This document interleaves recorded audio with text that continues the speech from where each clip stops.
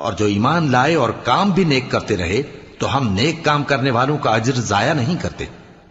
ایسے لوگوں کے لیے ہمیشہ رہنے کے باغ ہیں جن میں ان کے محلوں کے نیچے نہریں بہ رہی ہیں، ان کو وہاں سونے کے کنگن پہنائے جائیں گے اور وہ باریک دیبا اور اطلس کے سبز کپڑے پہنا کریں گے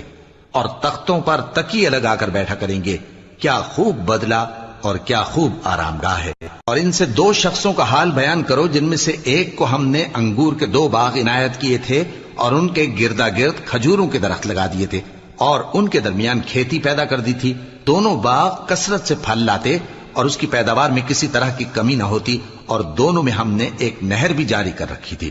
اور اس طرح اس شخص کو ان کی پیداوار ملتی رہتی تھی۔ تو ایک دن جبکہ وہ اپنے دوست سے باتیں کر رہا تھا، کہنے لگا کہ میں تم سے مال و دولت میں بھی زیادہ ہوں اور جتھے اور جماعت کے لحاظ سے بھی زیادہ عزت والا ہوں،